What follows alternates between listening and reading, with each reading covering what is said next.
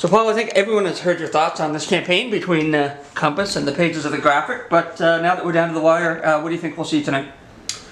Well, I think on PEI you're probably going to see a continuation of Liberal dominance. You know, it's interesting in Cardigan, if we're talking about Cardigan specifically, it's a turning of a page, it's a new era. Lawrence Macaulay, back in 1988, was elected in the free trade election, which was a debate about our sovereignty. So it's ironic that he's left and Ken MacDonald is now trying to carry the torch forward in an election that's largely based on our sovereignty. So we'll see how that plays out. We'll see whether the Conservative vote is larger than polls might indicate, which has happened nationally in the last couple of elections in 1 to 2 points. They'll need a bigger spread than that if they want to have any real impact on the island. Yeah. And so how much do you think the national swing in polling has affected this race in Cardigan? Just, you know, a couple of months ago we would have thought the Conservatives might have taken all four on PEI.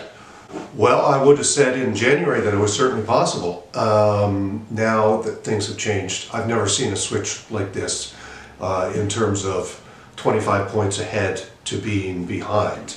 And look, if the Liberals want to form a government, a minority or majority, they need a really strong showing in Atlantic Canada because it's been sort of their base. And 4 seats on PEI matter. Jamie Foxx has a shot in Malpeque, I think maybe their best chance. Certainly that's the sign you get from the Conservative Party because they're putting all their resources and visits in Malpeque.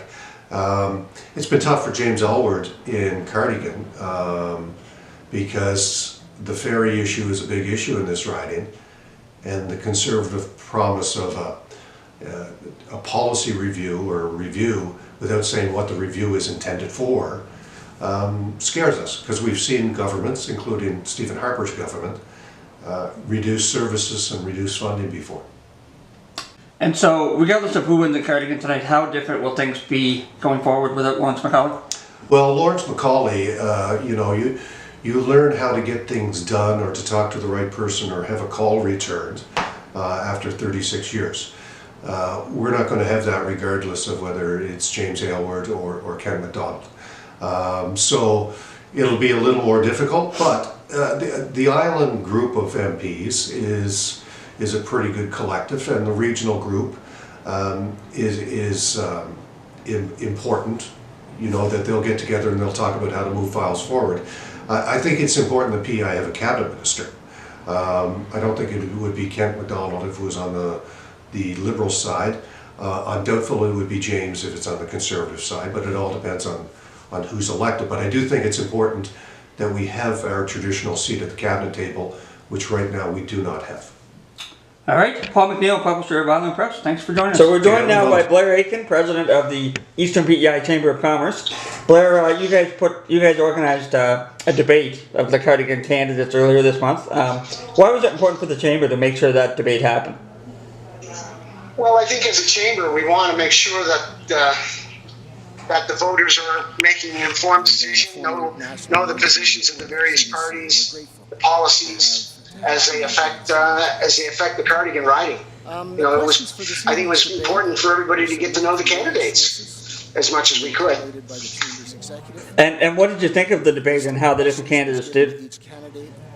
Oh, I think the debate went very well, and you know, it was certainly we got very positive feedback from those who observed. For the most part, I think the candidates did well. They did well with the questions, and for the most part made their party's position known on the various issues. Right. And so this campaign in Cardigan has been different than any other in the last 40 years without Lawrence Macaulay. Does that add to the intrigue on election night, do you think? Oh, I think so. I really do. I think that added extra interest. I think we're also witnessing that in the advanced polls and the response of voters in the advanced polls. The ferry has obviously been a huge issue in this campaign. What do you think of what the candidates have said on that subject? Well, you know, I know that there's proposals about reducing the fees, the charges for the ferry yep. versus the bridge. These issues I think we need a little more discussion on them, not just a quick drop of a party idea in front of us. As a chamber, I think we're a little bit worried about the balance between the cost of using the ferry versus the cost of using the bridge. So I think that even though the parties have made proposals around this, I feel that maybe a little bit of go into it before we would make a full decision on whether or not we should drop one, the other, or both. Right. All right, that was all I had for you, Blair. Thanks for joining us. We're joined now by Jody Jackson, second-term councillor with the town of Stratford. Stratford is obviously a huge part of the Cardigan riding. Growing rapidly, probably dominating the riding population-wise at this point. Then you have Kings County, very rural, very large, with different issues.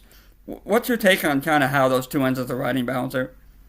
I think, Stratford is a different, we're very urban, if there is such a thing in PEI, but the biggest thing for us is like anyone else in the rest of the riding, I think, is affordability. Costs are escalating for everyone. We have a fairly successful community and have gone door to door a couple times, but I've really noticed that affordability has been a constant theme now for the last 6 or 8 years. Yeah.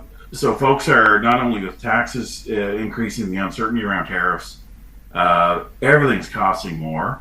Wages aren't keeping pace, so it's really tough. So I think, there are some unique challenges in Stratford around growth, and we have, we're fortunate we've gotten a lot of support from the provincial government, but looking for more from the federal government to continue our infrastructure growth. But overall, we have the same, I'd say the same concerns that everyone else in Cardigan has. Affordability, really just concerned about the future with Trump, and we're only 3 months in, and we've already seen enough for 20 years of foolishness. So I think that's a big thing for us. There's a lot of workers in primary industries that live in Stratford, and so making sure that we're all everyone's looked after, that we can kind of stop this divisive type of politics. I think that's one thing that I'd love to see. It's been great being a municipal politician, generally nonpartisan. Yeah. But it's really been divisive. So I think the one thing we can really unite on is the concern for our citizens and wanting to make sure that we maintain affordability, continue to grow sustainably, but do so at a rate that we're not burdening our residents with higher taxes and unnecessary costs. Yeah, and so just tell me a bit about, obviously Stratford is, like you said, in a really unique place, growing so fast. There's still, every time you drive through Stratford, there's still so much vacant land. You start to imagine what things might look like in 10 years.